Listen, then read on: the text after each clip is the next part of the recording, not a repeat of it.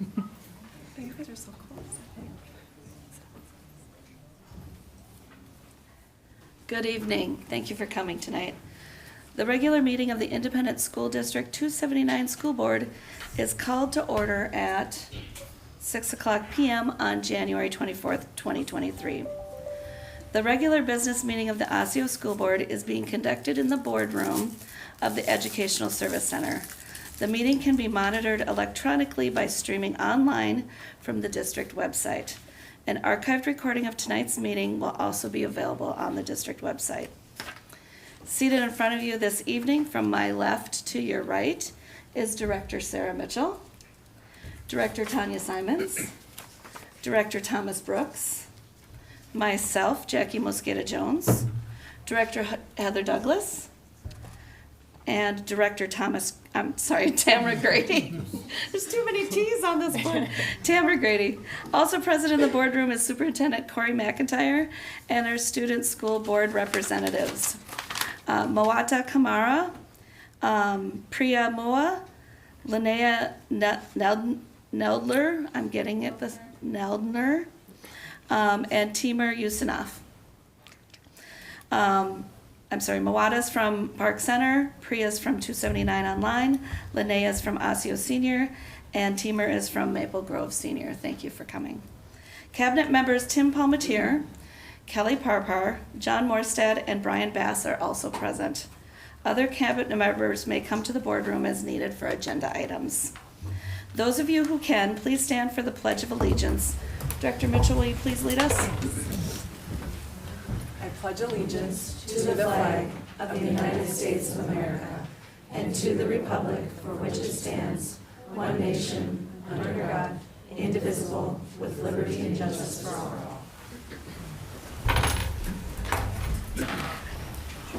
Board members, are there any additions to the agenda tonight?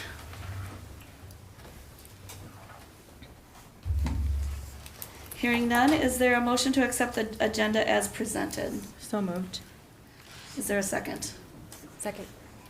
Okay, motion by Tamara Grady and seconded by Tanya Simons to accept the agenda as presented. I motion. You motioned, I'm so sorry. That's okay. Motion by Heather Douglas.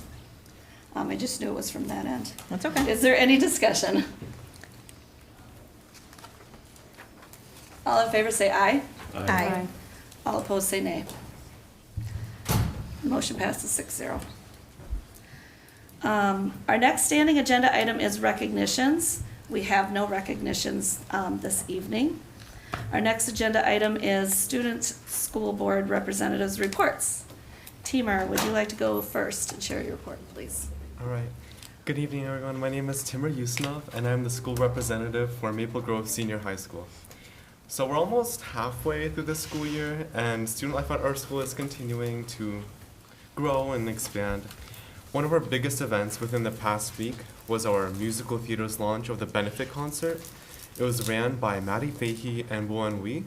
This was an exciting and fun show displaying the talents of everyone at our school in order to raise money for charity. Over $1,000 has been made and donated towards Link, which is a non-profit that strives to aid with youth poverty and homelessness. There was a lot of singing, tap dancing, and instrument playing, and everyone put on a really great show, and it was a major success at our school. And winter break has been finished, and while everyone was very tired and not too excited to go back to school, everything was pretty smooth, especially as we entered this week, which is Spirit Week for our snow days, which was prepared by NHS. And we have a pep fest on Friday in preparation for that, and everyone's pretty excited because it's been a while since the last one. Our school orchestra is also stepping up and providing orchestra students with the opportunity to visit Chicago on a tour, where we're going to play and watch music on a stage in mid-February. All the students are excited, especially as we get closer to the date. Crimson Robotics also started the FRC season, or in more simple terms, creating a big robot. The new game has been announced, and new designs, building, and coding plans are being made every single day. The race is being made to win in Duluth and Iowa within the next few months and possibly even go into Worlds. Debate has also ended and the new speech season has started, and all of our new freshmen and novices that had joined speech are showing extremely promising results, placing very high in top 10 in tournaments and constantly breaking everyone's expectations. And that's all I have for today. Thank you. Thank you, Teamer. Mawada, will you present your report now? Hello everyone, my name is Moata Kamar from Park Center, and as the Park Center students return from winter break and beginning of the new trimester, we've already had a number of fun activities happening. 2 weeks ago, we held the Minnesota State High School League Conference, and it was a great event where we got to hear encouraging stories, showcase talent, and create solutions to issues that all leaders face. It was thrilling to hear perspective of other students from all backgrounds, but the most important takeaway for me was that while we were all on the same roles of being student leaders, we were all doing it in different shoes. Last week, we had registration day in our advisory classes, and our teachers spent the whole week providing information about all the incredible classes we have at our school, as well as assisting students with credit counts and ensuring that they can achieve the goal of graduating.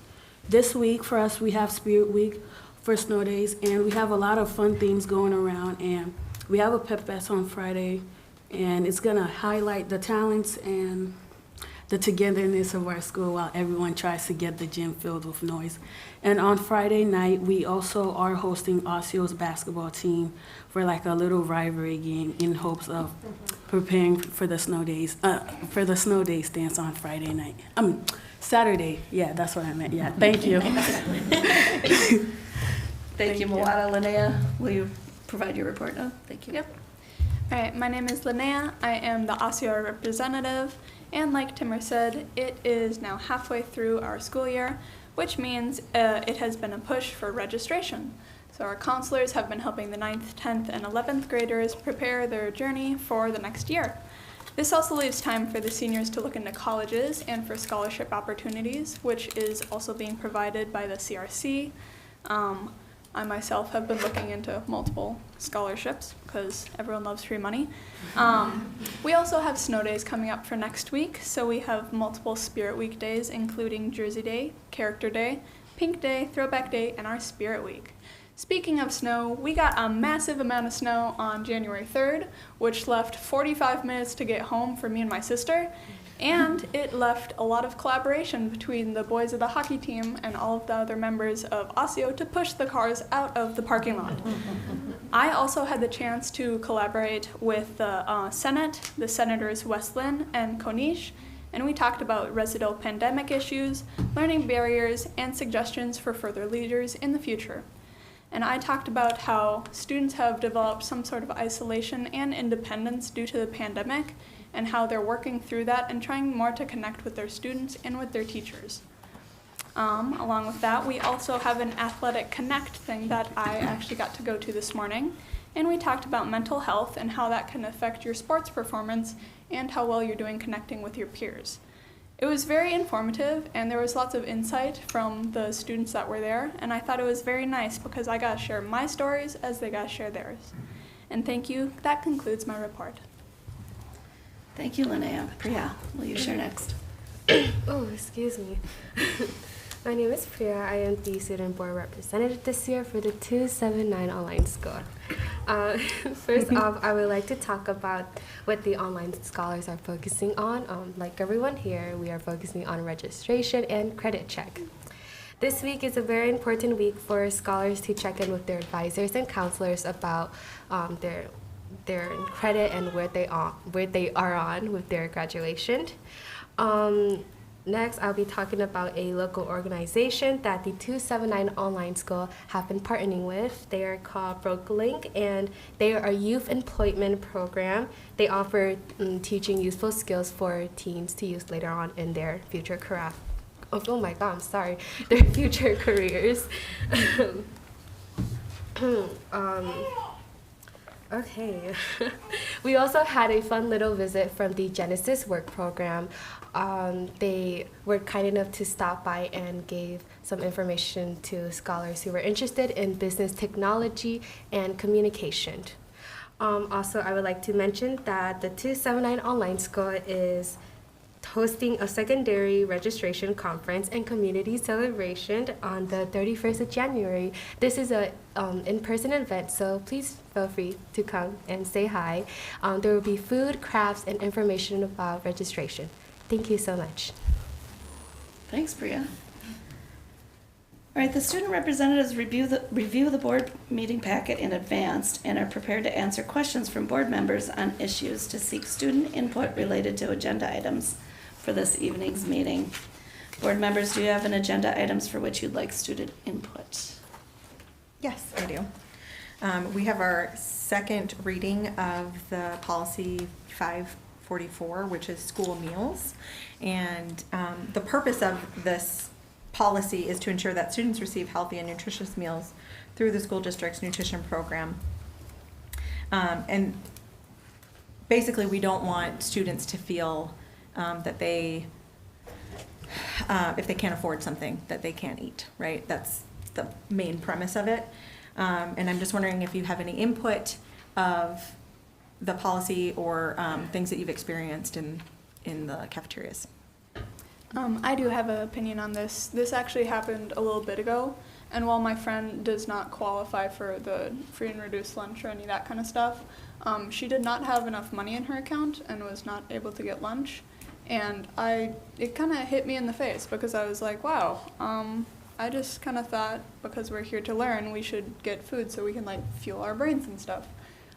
So I guess I was kind of happy to hear about the policy, just because it makes us feel cared for, and it's pretty nice because I want my friends and myself to feel happy and safe and well-nourished while learning.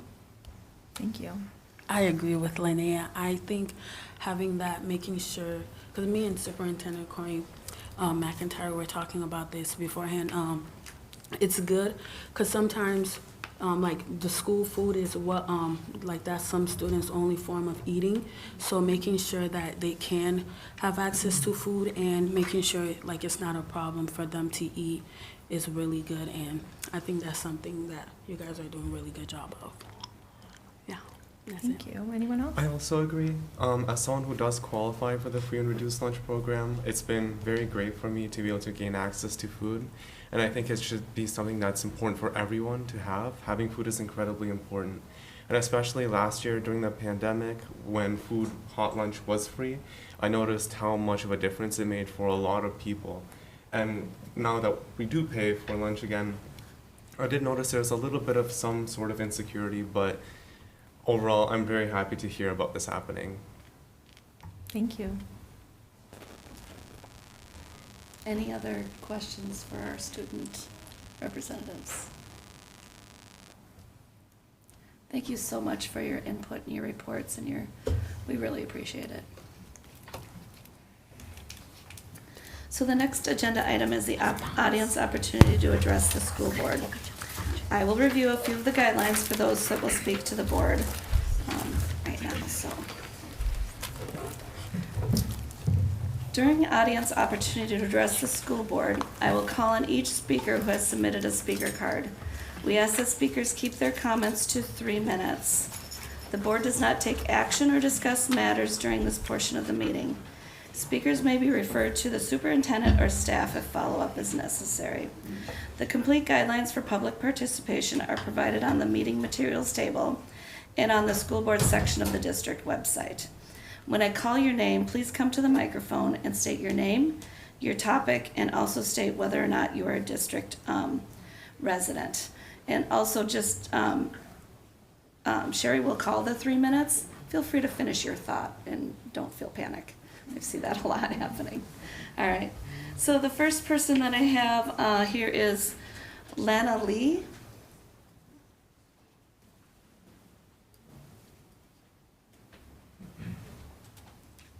Right over here.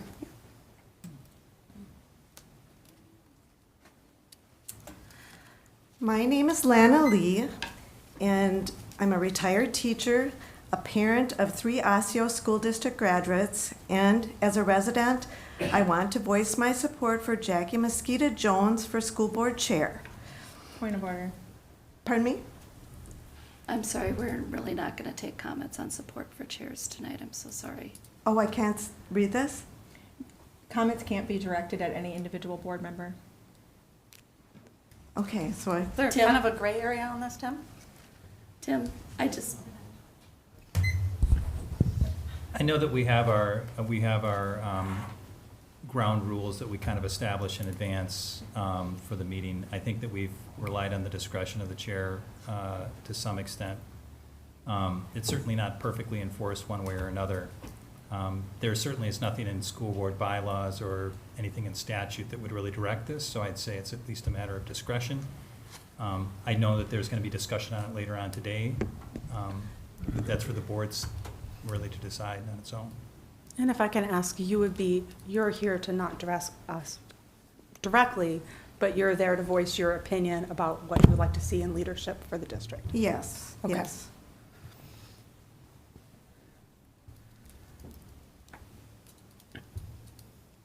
I'm just going to be forthright, and I am trying very hard not to cause more division in our district by having people try to speak out on one person or another person's behalf. Do you think you could speak to just what you would like to see in the leadership without naming a person, or would you be okay with emailing it later? Otherwise, if you really want to say it,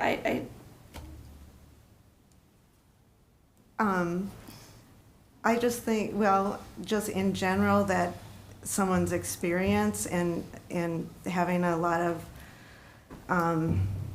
relationships that have already been developed within the district is really important, and just having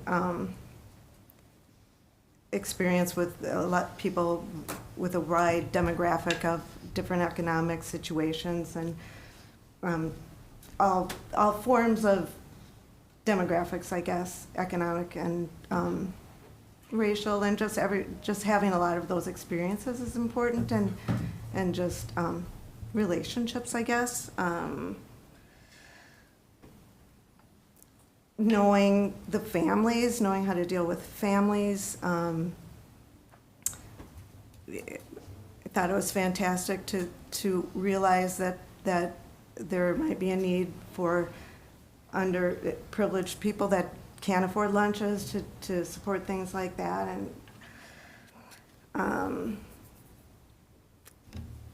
I don't know, maybe that's it, I guess. and I didn't mean to make it more uncomfortable for you, so I apologize for that. But thank you for your comments.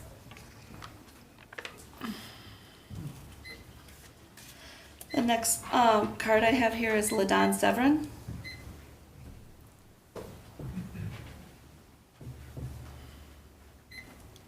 So I'm LaDon Severin, resident of the district. Originally, I was going to talk about gatekeeping against activists using our schools as training grounds, but as I prayed about what to share, I felt like the Lord said, give them hope.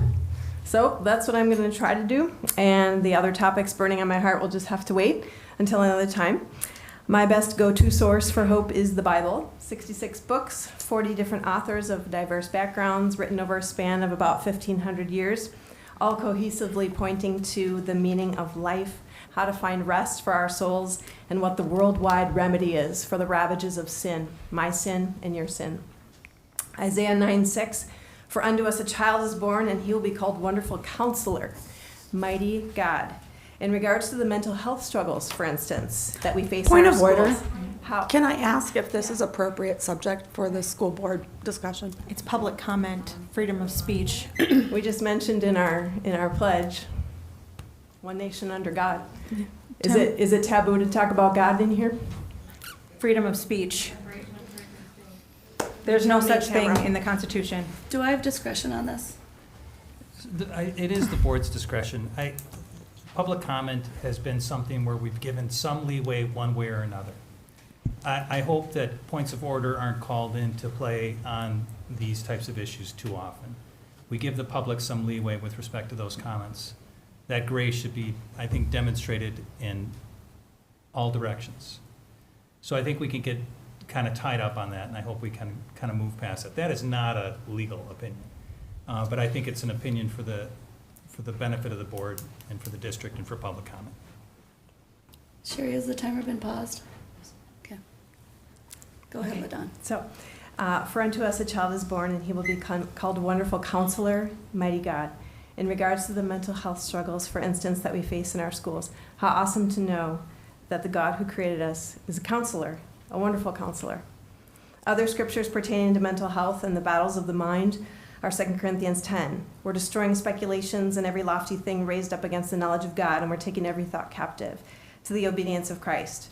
Romans 8, for the mind set on the flesh is death, but the mind set on the spirit is life and peace. 2 Timothy 1, for God has not given us a spirit of fear, but of power, love, and a sound mind.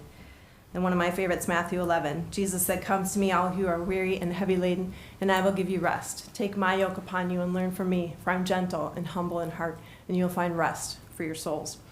So I've given just a tiny sampling of the hope that we can find in God, but I'd be remiss not to point out a contingency. The key to unlocking his hope and resources in our lives is coming to him on his terms. He's God, we're not. Jesus is the way, the truth, and the life, and that's a really hard pill to swallow, especially in our increasingly pluralistic society. In fact, at one of the board meetings last summer, you heard a citizen say, God does not exist in this. He does not have a place in this. So there will be some who slam the door on God's resources for mental health or other needs, and that's their prerogative. And it is what it is. But the good news is that you still have some students, parents, and teachers in your midst that do follow Jesus and could be hope dealers and life-giving conduits of truth and perspective and identity among their peers and colleagues. That is, of course, unless you try to muzzle them. You've already done that with some bold moves, and many have felt so disenfranchised that they've left the system. So I recommend that you cease and desist with overbearing agendas that tell people what to think, what to believe, and what to celebrate. Trust me, you don't want to lose more believers. The Bible refers to them as salt and light. Salt is a preserving agent, and light is an illuminator. I'll leave you with one last invitation to hope from 1 Peter. He has given us new birth into a living hope through the resurrection of Jesus Christ, into an inheritance that cannot perish. Thank you for your time. The next speaker up is Natalie Strauss.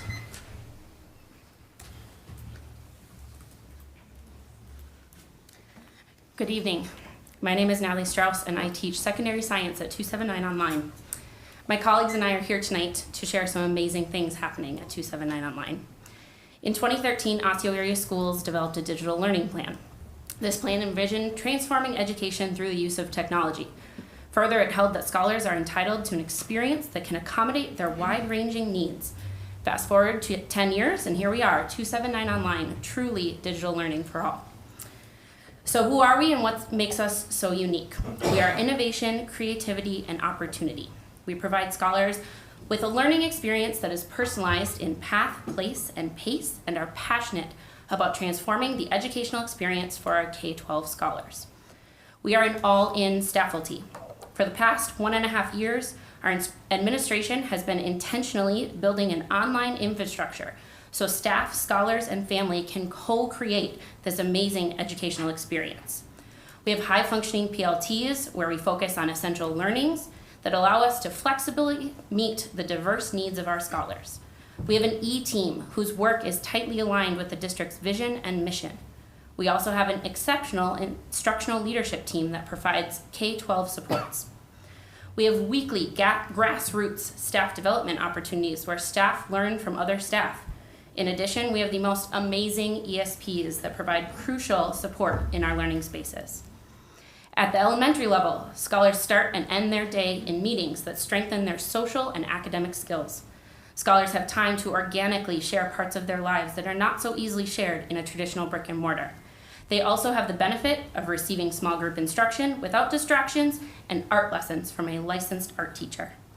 Furthermore, elementary scholars participate in our Wow Wednesday schedule, giving them the freedom to choose activities based on their interests and the time to create new friendships across grade levels while doing so.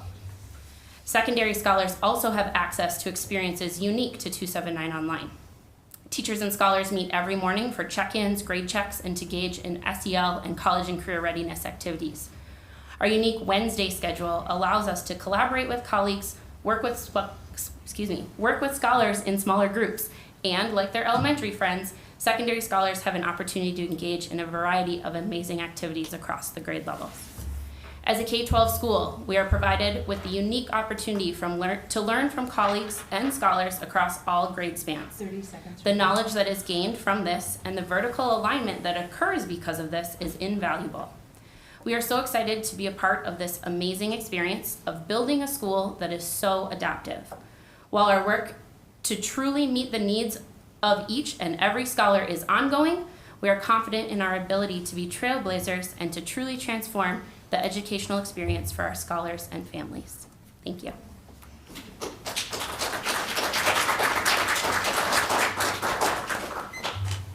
And Keith. Is it Rashavi? Wow, yes. Well done, okay. Good evening, my name is Keith Rashavi, and I'm a secondary social studies teacher at 279 Online. Scholars in kindergarten through 12th grade were provided an opportunity to share what 279 Online means to them. And because I only have 3 minutes, not every comment will be shared tonight. So we will make sure to send you a full list of the comments with all the feedback that we received from our scholars. Scholars said they like 279 Online for the following reasons. I like 279 Online because it is an awesome way to learn. I like the way the teachers help you to do all of the things. It is awesome for me, so I really love it. I get to learn more and get to open up more because because being in person didn't open me up, and now I have the courage to talk. Probably one of my favorites. I can't lose my assignments. I'm not good with organizing, so papers go quote unquote poof. The amount of help and care the people here feel towards their students. I struggle with social anxiety, and I found that I do much better in an online school. I love 279 Online because the kids don't pick on me. Because it is super flexible, and I'm able to get more help with schoolwork than if I were in person. I just think 279 Online is better because teachers take time to check in on you individually. I don't have to worry too much about transportation, especially because my mother starts work earlier in the day. Online learning gives me more freedom in the pace that I learn at and is generally more flexible. It makes it easier, for me to focus on school, and I don't have people to distract me. When you are done with school, you are already at home and you can play. Facts. My online teacher understands me. It fits my medical needs. I love 279 Online because I get to be at home all day, and the teachers are super supportive, and if you are ever stuck, your peers, plus your teacher, will help you get through it. It's safer. I feel safe at home, doing my schoolwork without having to worry about my safety. I love the teachers and how helpful everybody is. Wednesday acceleration. I'm able to get caught up if I'm behind on work or join a different meet for something like a calming room or games. I feel how great the teachers are at responding and getting back to the students. I'm pregnant and I don't have to leave my house. Because I get to see my friends, my teacher, and also I get to play games with my friends. I get to go to exploratory, I get to do art, PE, and music. I also like Ollie, because he's cute. We have the most amazing scholars. Families are choosing 279 Online because it truly is the environment that works best for them. At 279 Online, we are able to teach a rigorous standards-based curriculum with fewer distractions and more flexibility to give each scholar the individual attention they need to succeed. We, colleagues at 279 Online, we love this job as well. As my colleague already pointed out before me, we have an amazing admin team who is truly innovative and an all-in staff as well. As one colleague stated, it feels amazing to be part of the team discovering what we consider to be the future of education. Thank you for allowing us to share our story. Thank you.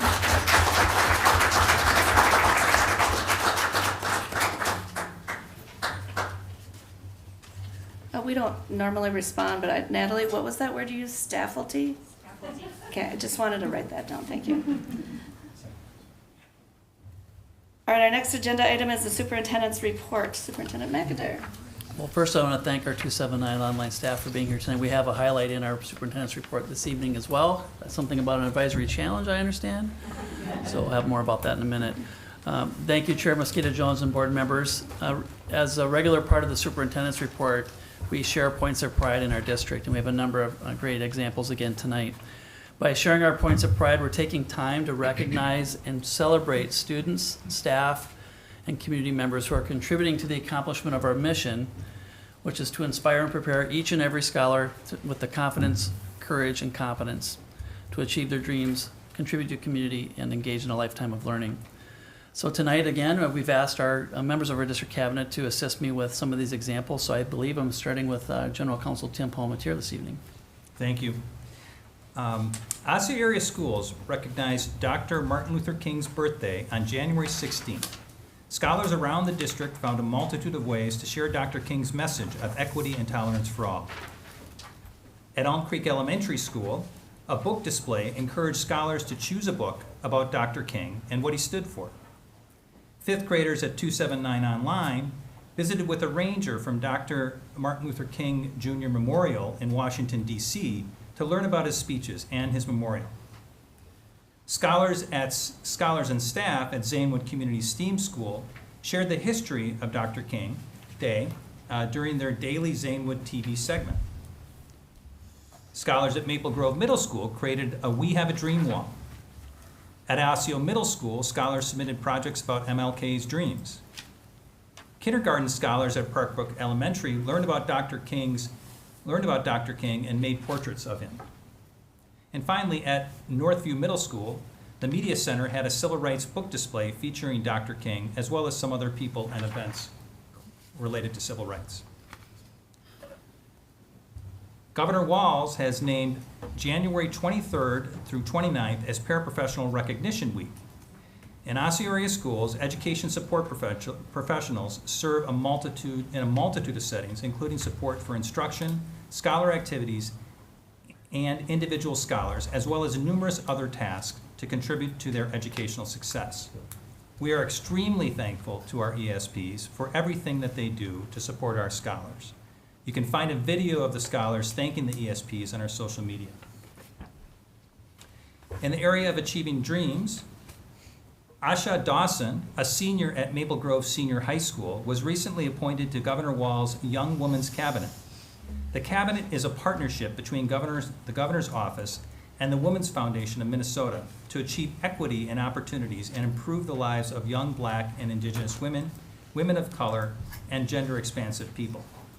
Dawson said it seemed like a really good leadership opportunity to work with people higher up in the government and learn about policy making and ways to actually make changes within our system. Scholars in the Destination Imagination After School Club at Fernbrook Elementary School have been working to solve open-ended STEAM challenges designed to teach the creative process. In DI, kids learn vital life and career skills, creative thinking, critical thinking, public speaking, and collaborative problem solving that help them feel empowered and set them up for success in the future. Osseo area schools, senior high schools, nominated 6 scholars for the Minnesota State High School League AAA Award. Each year, 2 scholars from each senior high school in the district are selected. This year, award honors went to those that have students that have a 3.0 or better grade point average and participate in Minnesota State High School League sponsored activities and fine arts activities.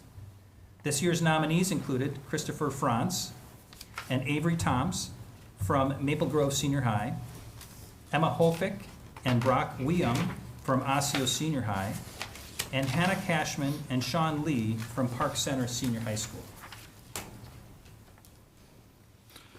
Scholars on robotics teams from Maple Grove and Park Center Senior Highs competed in the final robotics qualifier event at Maple Grove Senior High last month. The Pearls advanced to the semifinals after being selected for an alliance. Marooned won the Stratus Award for their 3D printed components and the Innovate Award for having a new and exciting element on their robot. They were also nominated for the Control Award for Outstanding Coding. Congratulations to all of the scholars on the robotics teams in their great achievements. Danielle Strom, the goalie for Maple Grove Senior High School's varsity hockey team, took the ice in Sweden earlier this month as part of the 2023 U.S. Under-18 Women's National Team. Strom and her team competed in the International Ice Hockey Federation Under-18 Women's World Championship, where Team USA opened competition with a 3-1 record, defeating Sweden 6-3 and Finland 8-1 before falling to Canada 3-1 in the final preliminary round game. In the semifinals, the U.S. fell to Sweden 2-1 before topping Finland 5-0 to take home the bronze medal. Maple Grove Magazine featured Maple Grove Senior High junior Ava Lee and Osseo Middle School 8th grader Jessica Lee on their success in earning top spots at the Pan American Championships in Taekwondo in Costa Rica. Ava said it was a great experience to win gold alongside her sister Jessica. In the area of contributing to community, scholars at several schools in the district, such as Elm Creek Elementary School, spent time during the month of December making and decorating notes to thank healthcare workers for their hard work this holiday season. These cards were delivered to healthcare workers as part of the Notes of Cheer project. Oakview Elementary School 5th grade scholars had a goal of collecting 300 pounds of food and supplies for the Community Emergency Assistance Program last month. But ultimately, the classes brought in nearly 700 pounds. The drive tied in with 5th grade social studies unit on civic skills and helped scholars see themselves as school leaders who could make a difference in their local community. Last month, scholars from Woodland Elementary School Choir performed for staff members at the Education Service Center. After being welcomed by Superintendent McIntyre, the scholars sang winter and holiday themed songs from across the world, as well as their signature song, United We Sing. In the area of lifelong learning, 7th grade scholars at Brooklyn Middle STEAM School recently participated in a presentation with Ayanna Davis about her family's experiences spending summers in Selma, Alabama, and the Civil Rights March across the Edmund Pettus Bridge. Davis, a former teacher, spoke to scholars about her family's experiences in Selma. She taught students about a bridge in Selma that is still named after Edmund Pettus, who was a former Confederate brigadier general, a U.S. senator, and a state-level leader of the Alabama Ku Klux Klan. Her aunt and mother were foot soldiers who marched in protest across the bridge. The Edmund Pettus Bridge was the site of the conflict of Bloody Sunday on March 7th, 1965, when police attacked civil rights movement demonstrators with horses, billy clubs, and tear gas as they were attempting to march to the state capitol. Middle and high school scholars at 279 online, this is what Superintendent McIntyre referenced earlier too, celebrated the end of the trimester one with an advisory challenge.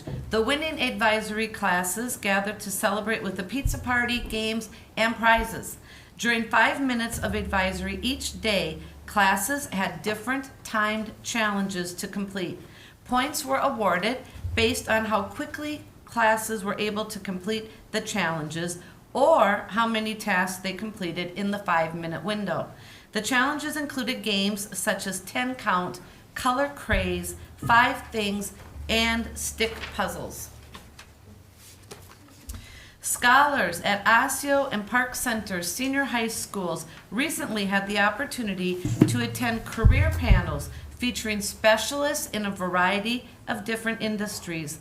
Scholars at Osseo Senior High talked with professionals in the automotive, construction, and manufacturing industries. The industry specialists talked about a typical day in their job, their favorite part of their jobs, what is challenging about their jobs, and useful skills that they use. Scholars also had the opportunity to ask questions about their careers. At Park Center Senior High, scholars talked with construction professionals about their career paths and potential career opportunities. They talked with a mason and a building inspector, a garage door installer and manager, project managers, and foundation experts. Scholars at Fair Oaks Elementary School were visited by author and illustrator Drew Brockington and his puppets. Scholars learned how to draw a character from his book named Castronaut, how to identify what constellations can be seen in the sky, and the process of writing a book. Osseo area school scholars may have been learning remotely January 13th, but Park Center Senior High School was still bustling with youthful activity as the host of the 2023 Minnesota State High School League's Together We Make a Difference Student Conference. Scholars from schools across the state met to lend strong voices to the continuing efforts to ensure a safe environment for all scholars to learn and to participate in all activities.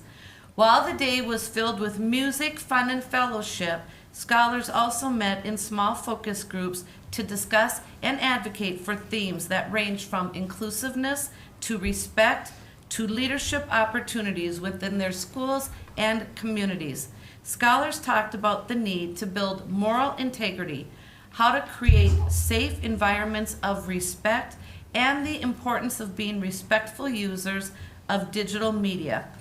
Superintendent McIntyre said during a Pep Fest style gathering to open the conference, "This is an opportunity to make history. Let's take this opportunity to make change. Your voice will make it happen." All right. Bua Zhang, a second grade teacher at Fernbrook Elementary School, recently organized a project allowing scholars to learn about family traditions and culture. Students in Ms. Zhang's class learned about different ways of living, including the Hmong culture. Students used sequence of event words from their reading unit to explain their family holiday traditions. They then created Pa Dao story cloths to tell their family holiday traditions. Ms. Zhang said, "We shared our family holiday traditions through Hmong art, trying our best to color our Pa Dao as if they were threaded by needle. Our mini Hmong unit also gave us the opportunity to learn some Hmong. Students illustrated family portraits that included labels of Hmong words they learned to say, read, and write."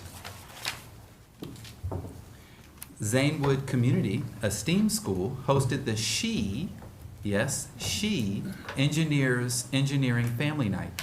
In partnership with the Works Museum, scholars participated in activities such as creating mini catapults, boats that will float in the water using straws, popsicle sticks, and cups, and spring motor cars. Scholars could also walk around and look at banners with pictures and information about women in STEM careers, including an engineer at NASA, a chemical engineer, a biomedical engineer, a roboticist, a mechatronics engineer, and a nuclear engineer. The Park Center Pirates robotics team was in attendance, showing off their robot and allowing kids to try their hand at driving it. Nefertari Moore, a senior on the Pirates robotics team, said, "I like coming to these types of events because I didn't know robotics was a possibility for me until high school. And even then I thought it was just building and coding. But there's a business side of it and an art and animation aspect of it. So I think that robotics can apply to any interest that you love. And we can show these kids that." CCX Media recently caught up with scholars from Osseo Senior High School who are learning sign language through a class taught by North Hennepin Community College. You may recognize Linnea there, one of our school board representatives. An Osseo Senior High scholar taking the course said, "It can be found anywhere. So while I might not go into a profession with it, I still want to know it, so if a client comes in, I might want to speak to them in sign language." Choir scholars at Parkbrook Elementary hosted community members and their families for cookies and a concert on December 14th. The scholars performed many holiday and winter-themed songs for their audience. Choir teacher Brianna Barhorst said, "The students have been working so hard on these songs." Seventh graders in Mrs. Cashman's science engineering class at Brooklyn Middle STEAM School learned about and created prosthetic hands in class based off of their own hands. In the area of mission-driven employees, I see some 279 online folks might recognize this. This teacher, 279 online elementary art teacher Alejandra Colissimo, did I say it right? Colissimo recently had her art featured by the Minnesota Timberwolves. Colissimo worked on a shoe design project for the MC at the Target Center and also created 15 paintings to help showcase a new campaign launched by the Timberwolves. Colissimo said, "It's been a lot to juggle, but it's another passion of mine that I have enjoyed going after. You can find 4 of my paintings available in an auction on the NBA website, and all proceeds go to the foundation started by the Timberwolves." Well, board members, before we wrap up, I just wanted to point out the numerous examples of, once again, how we are working to achieve our vision, which is to unleash and enhance the brilliance of our scholars to thrive and change the world, and just numerous examples of the talents of our scholars and their achievements. Just a couple of final announcements regarding our district calendar and events coming up. The District 279 Foundation's A Night Out event will be held on February 3rd at Edinburgh Golf Course. All hands will be on deck for this fundraising event, which will feature a social hour, games, an auction, dinner, and a program. And I know it's one of the biggest fundraisers of the year for our foundation. We're very excited for that event coming up. Starting February 15th, online enrollment will be open for Osseo area schools for all grades. This is for families that are not only currently attending our schools, but those who wish to attend our district as well. More information can be found at district279.org/enrollment. So thank you. That concludes my superintendent's report this evening. Thank you. Superintendent McIntyre, that said kindergarten through 12th grade. Is that pre-K? All grades, so K, kindergarten through 12. Okay. Yep. Okay. Thank you. All right, just double checking. All right, our next agenda item is school board reports. Director Mitchell, do you have a report or update? No, I have no report this time. Thanks, Jackie. It's a little early, but checking. Director Simons, do you have a report or update? I don't have any of my normal school board reports. However, so our work session last week, due to a recording malfunction, wasn't able to be posted. So a community member had reached out and recommended that we provide that committee report. So, Director Mosqueda Jones added that. So I'm pleased to be able to share that with folks. So, the meeting we had a week ago at the work session was 265 pages. It's all available online. All the supplementary information is there. So we actually were really immersed pretty deeply in all of the different reports related to building a better future, phase 2, facility needs and recommendations. So it was really a very comprehensive review of all of the work leading up to this point regarding that phase 2 effort that we had begun speaking about during the first referendum. So we had a review of the prior study groups and facility needs that included building capacity, next generation learning spaces, and the career and tech ed programming. We had a discussion of the community education facility needs, student services facility needs, and I think most of us would agree that one of the most exciting parts of the evening was having the principals from our magnet schools, Birch Grove, Brooklyn Middle, Weaver Lake, and Zanewood, provide really unique updates about how the building investments there and their needs really come to life, and just how important it is to have a facility that can reflect the culture of achievement that we want in the building, can reflect students' abilities to display their projects or their artwork, and just how it changes the dynamic in the building. So that was, unfortunately, that was the best part, right, that we lost with not having the recording. So we definitely will be having more of our principals coming in and sharing more directly about how the different efforts and priorities are actually being implemented, so we can see it firsthand and hear from them firsthand. So I really appreciate the suggestion that was made, and happy that we could share that report. Thank you. Director Brooks. Yeah, just a quick RISE committee report. I did have to leave that meeting early for the Maple Grove Middle School band concert, which was awesome. But the RISE committee is just continuing to kind of slowly explore and dig into actually past work in the district. So one of the things they're looking at are previous DPAC recommendations over the last actually several years, and where those recommendations have gone. They have been diving into TeamWorks data, which speaks to the desired daily experiences of staff, families, and scholars. And then they have also been starting to mobilize to get engaged in the superintendent search process. So it's really important to them that we continue to find ways to engage the community throughout the superintendent search process. And so that's something that they are looking to get into as well. I would say that's high level, everything they've gotten into. So, Thank you, Director Brooks. Director Douglas. Yes, I have a DPAC report, District Planning Advisory Committee. Actually, it's interesting that you brought that up, that your committee RISE is looking back into, because that's come up a number of times in DPAC, is accountability. Where is everything going? So I'm glad that there's a greater interest in that aspect of it. However, this particular meeting was divided into 3 subcommittees. So we didn't have a general large group meeting, just the 3 subcommittees. Our data and assessment committee focused on student achievement and support for teachers. And our student services department focused on social emotional learning, mental health, and sorry, I'm just pulling it up here because there's too many. I lost it. Okay. School-based clinics. Thank you. Something they're looking Yes, at. school-based clinics. So each committee delved a little bit deeper into their work specifically. Lots of questions were asked, and particularly, have these recommendations been made before, and will we see action from them is really something that's come up a lot. So that's something that we're working on diligently. Thank you. All right. Director Grady, do you have any reports or updates? Yeah, I was really proud to organize a panel discussion at the Minnesota School Boards Association conference, leadership conference. It was titled something like Supporting LGBTQ Students. It was led by myself, Director Brooks, the school board chair from Hopkins, an OSSEO teacher and an OSSEO student. And I'm really grateful that Director Simons was there to support us. That's it. Thank you. And at this time, I have a couple of reports. We just had our Northwest Suburban Integration School District organizational meeting and elected our officers. And then we had an audit of the financials, clean slate on that deal. And then we got our enrollment numbers for our magnet schools.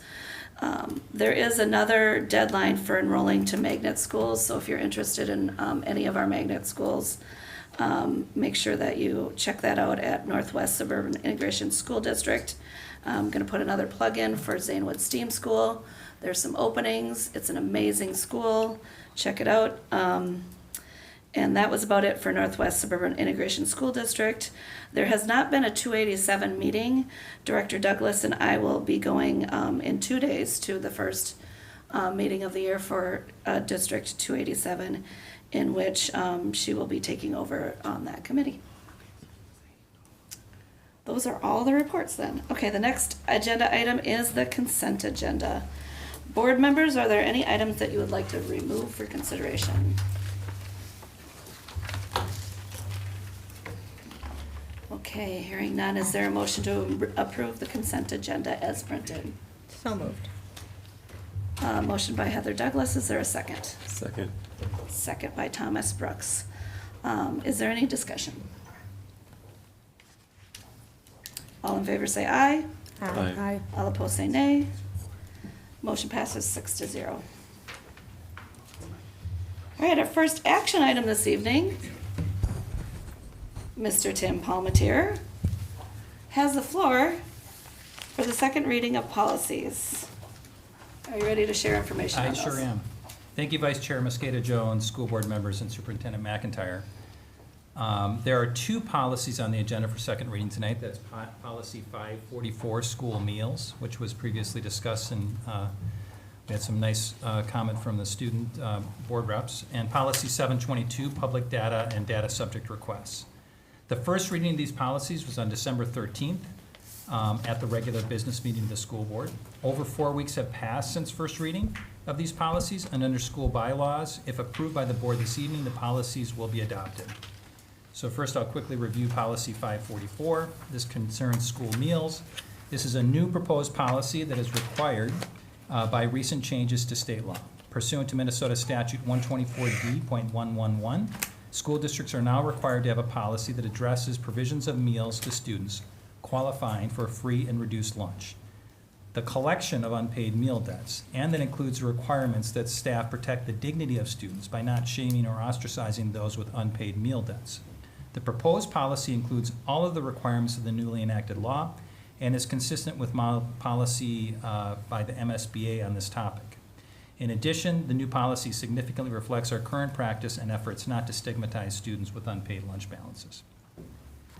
And next we have policy 722, public data and data subject requests. This is a new proposed policy that provides specific requirements for making and responding to both public and private data requests. The district does not currently have a policy specifically related to such requests, even though such a policy is required by Minnesota statute. The new policy, which is based off MSBA's model policy, sets forth requirements for requesting and responding to requests for public data, summary data, private data, where the subject of the data is requesting that information. The proposed policy also sets forth the costs that can be required by the district in responding to both public and private and summary data requests. The proposed policy reflects the requirements of the Minnesota Government Data Practices Act and corresponding Minnesota rules. It is the recommendation of the administration and the policy committee that the full school board tonight adopt the proposed policies as written. Thank you, Council. Is there a motion to approve the second reading of policy 544, school meals? So moved. Motion by Tamara Grady. Is there a second? Second. By Thomas Brooks. Is there any discussion? That's what I really mean. Just a quick comment. This is the second reading at a school board meeting, so just a reminder that we discuss a lot of these policies and the changes in policy committee meetings before they come to the board. Oftentimes we talk about them in multiple policy committee meetings, and those are open to the public. With this, I know we're all excited to make these changes and probably get this passed, but just one of the comments that I wanted to make, I know our student school board representatives really said everything that needs to be said already, but I was disappointed to hear that there was potentially a recent incident where a student was denied lunch due to an unpaid balance. And so I'm hoping that, assuming that this does pass, that there is some sort of communication sent out so that all of our staff across the district know that meals should not be withheld from scholars. So that's the only comment that I have. Speaking of accountability, I don't know what happens after we pass these policies in terms of communicating out to staff, but I thought this one was important that we get the message out sooner than later. Any other comments or discussion? All right, all in favor say aye. Aye. Aye. All opposed say nay. Passes 6-0. Is there a motion to approve the second reading of policy 722, public data and data subject requests? So moved. Motion by Tanya Simons. Is there a second? Second. Tamara Grady. Okay. Is there any discussion? Yes. I should have noticed this sooner, but there are a couple of typos. So I think we should fix that before we approve it. But the main question I have is actually around B2, which is overly burdensome requests. It says overly burdensome or harassing. Harassing data requests, I understand why that might be challenged, but I'm wondering what is the definition of overly burdensome, and does this fall within our purview to deny a data request? Yes, I'll just address really quickly. That standard actually does come from the guidance that we get from the Department of Administration. I will acknowledge that it is a very rare situation indeed where you could actually argue that it's overly burdensome. And so the one maybe example that has been recognized by the Department of Administration is where requests are basically made for the clear purpose of harassment. That can be repeated requests of the same type of data with no real goal or intent, actually. With that said, I think you have to have something in your policy which acknowledges that possibility and recognize that that would be only employed really sparingly. Okay. Yeah, I appreciate that because we're in this time period where we're consistently hearing about the need for transparency in our community. And I just want to make sure that we're upholding that standard of transparency whenever possible. And one other, Director Douglas, if I may, just yeah. real quickly, and one point I want to make on that too, and I think that's an excellent comment. The other thing that is true is that when we get a data request that maybe is quite burdensome, we have a reasonable amount of time to respond, and we can actually charge for the costs. So usually that's the lean. If it's a very burdensome data request, that doesn't mean the data requester can just do it with impunity and eat up district resources in doing that. There is a cost, and so we generally lean towards that. I don't know if that helps at all too, but I did want to make that point as well. It does. I just have one follow-up question as far as the cost goes. If somebody were to make a data request or make many data requests within a time period, whether they're burdensome or not, would that result in charges to that person? And why? Yeah, I think what we've done as a matter of practice is to try to, we don't always charge. Sometimes it becomes just so much of an extra effort on our part if it's a minimal request. If we get repeated requests, then I think there's some discretion in those situations where we have charged. Now, this policy really is intended to address that more squarely, really, to kind of talk about when we're gonna charge. I think it's a better place to be. And we've kind of operated outside of having a policy, so hopefully that squares away any kind of variability in that type of discretion. I guess. And I would just add, there's been examples around the metro and across the state where some of these have resulted in hundreds of thousands of dollars, nearing $1 million in some cases. That's money taken away from our scholars with the intent to really pull us away from important work. So it's discerning between those kinds of examples. And so I think Tim's right.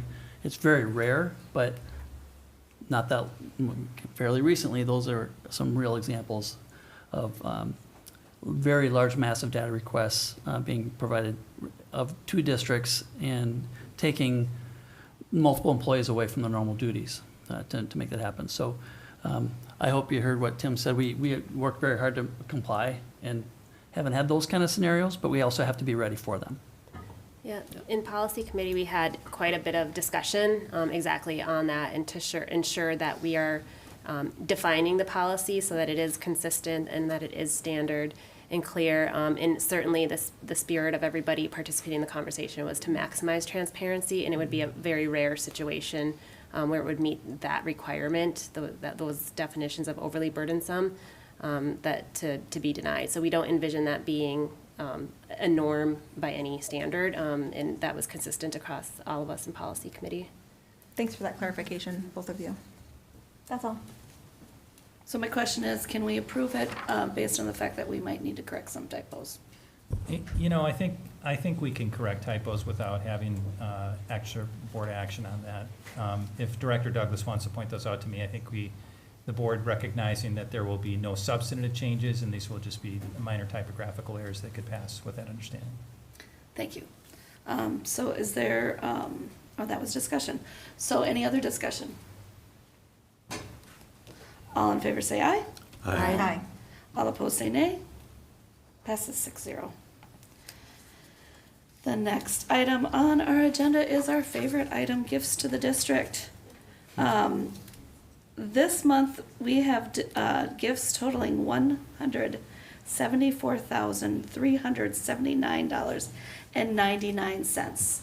Had I known earlier, I would have donated a penny to make it a little more even. But is there a motion to approve the gifts? So moved. Heather Douglas, is there a second? Second. Tanya Simons, is there any discussion besides? Thank you so much, all the PTOs and the boosters and all the individual donations. We appreciate it every time. We're good on that? All right, all in favor say aye. Aye. Aye. All opposed say nay. Passes 6-0, surprise, surprise. Okay. Our final action item is the election of the board chair.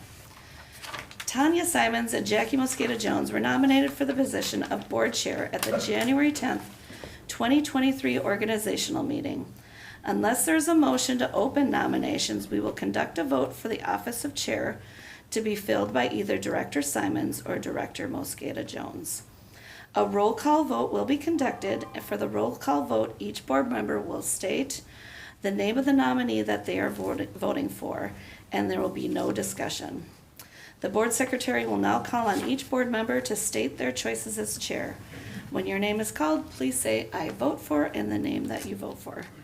Sherry, please conduct the roll call vote. Director Mitchell, I vote for Jackie Mosqueda Jones. Director Simons, I vote for Director Jackie Mosqueda Jones. Director Brooks, I vote for Director Mosqueda Jones.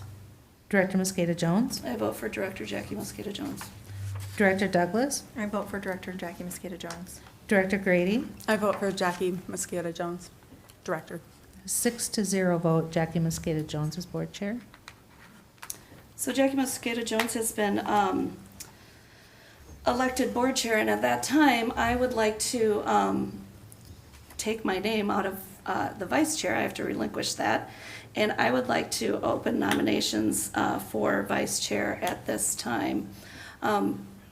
Council, do we need a motion to open that? Since I took my name out? I think that the office has been effectively vacated. You can just call for nominations. They come from the floor then. Okay, so I'm calling for nominations. Are there any nominations for the position of board vice chair?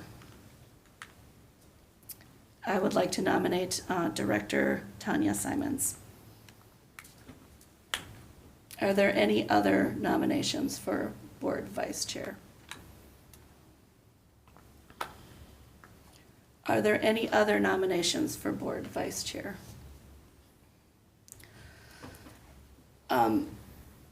Typically, when there's more than one person, we have time for comments. I would just like to say, from the nominee and then the nominator, I would just like to say we have both stated very strongly the reasons why we are good for leadership for this district.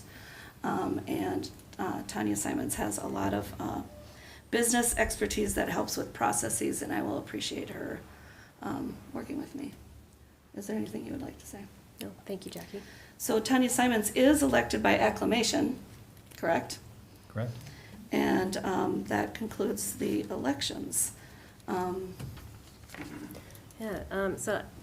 if I may. Go for it. All right. As we look at the work that we've done the past 4 years and the work that's ahead the next 4 years and the years in between, we have a significant job of hiring a new superintendent and a significant job of implementing our strategic plan and priorities. And I know we've all been committed to this work together, and I'm looking forward to the collaboration that we'll continue to have as a board. And as serving in our Rotary organization, we have something that's called the 4-way test that governs, we say what we think, what we say, and what we do. And it's, is it the truth? Is it fair to all concerned? Will it build goodwill and better friendship? Will it be beneficial to all concerned? And the chair and the vice chair work very closely, as we know, and in the work of the board and in serving the district. And in serving in this partnership and collaboration, I really see this as fitting to how we've worked as a board and how we desire to work. So I'm really looking forward to working in partnership. And I would like to add that we are committed to listening to every single voice. We're committed to seeking out voices that we don't hear from. We are committed to continuing with our strategic plan as written, and that we will work to make sure that everything that is decided on this board is good for each and every scholar, as our mission says. Thank you. At this time, I will entertain a motion to adjourn the meeting. So moved. Heather Douglas, is there a second? Second. Second, Tanya Simons. You know, Director Mitchell, I mean, you just got to throw some seconds and motions in here. I will. All right. All in favor of adjournment, say aye. Aye. All opposed, say nay. We are now adjourned at 6-0 at 7:09. Have a great night, everybody. You got it. Jackie, have your signatures. Second.